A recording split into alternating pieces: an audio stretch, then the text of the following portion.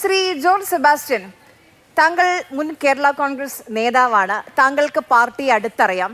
ഇങ്ങനെ ഒരു പതിവുണ്ടോ? ആവർത്തിച്ച് ചെയർമാൻ പറയുകയാണ് പാർട്ടി ആലോചിക്കും എന്നിട്ട് പ്രഖ്യാപനമെന്ന്. പക്ഷെ പിന്നെയും റോഷി പറയുന്നു പാലായിൽ തന്നെ ജോസ് കെ മാണി മത്സരിക്കുമെന്ന്. ഇത്രയും സ്നേഹം എന്തുകൊണ്ടായിരിക്കും?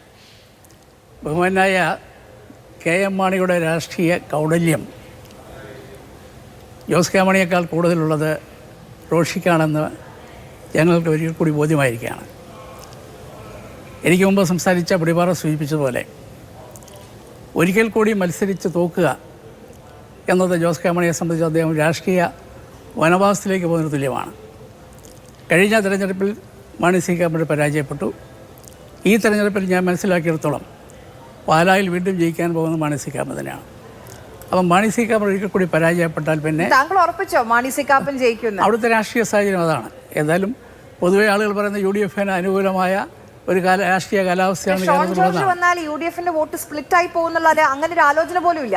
യു.ഡി.എഫിൻ്റെ വോട്ടുകൾ മാത്രമല്ല, കുറേ വോട്ടുകൾ സ്പ്ലിറ്റ് ആവും. അതിൻ്റെ പ്രയോജനം ലഭിക്കുന്ന ആർക്കാണെന്ന് ഇപ്പോൾ പറയാൻ കഴിയില്ലെങ്കിലും മാണി സി കാപ്പനെ സംബന്ധിച്ച് യു.ഡി.എഫ് അധികാരത്തിൽ നിന്ന് തീർച്ചയായും ആ സർക്കാരിൽ മന്ത്രിയാവാൻ യോഗ്യതയുള്ള, അല്ലെങ്കിൽ അതിന് അർഹതയുള്ള, അല്ലെങ്കിൽ അതിൽ പരിഗണിക്കപ്പെടുന്ന ആളാണ്. ആ നിലയിൽ ആളുകൾ ശ്രീ മാണി സി കാപ്പന് അനുകൂലമായി തന്നെ ഇത്തവണയും വിധി എഴുതും എന്നാണ് അവിടെ പൊതുവെ. പാലായിൽ എനിക്ക് ഒട്ടേറെ സുഹൃത്തുക്കളുണ്ട്, അവരെല്ലാം വിലയിരുത്തുന്നത് അങ്ങനെയാണ്. അങ്ങനെ വരുമ്പോൾ വീണ്ടും ജോസ് കെ മാണി പരാജയപ്പെടുന്നു. അപ്പോൾ അങ്ങനെ ഒരു പരാജയപ്പെട്ട ഒരാൾ ഈ പാർട്ടി നയിക്കണോ? അതോ കഴിഞ്ഞ 5 വർഷക്കാലം കേരള കോൺഗ്രസിൻ്റെ ചരിത്രവും സംസ്കാരവും ഒക്കെ നമുക്കറിയാം. അത് നേതാവിൻ്റെ പ്രാഗൽഭ്യമല്ല, അതിനേക്കാൾ അധികാരത്തിൻ്റെ മാധുര്യം. അതാണ് കേരള കോൺഗ്രസ് അണികളെ സംബന്ധിച്ച് വലുത്.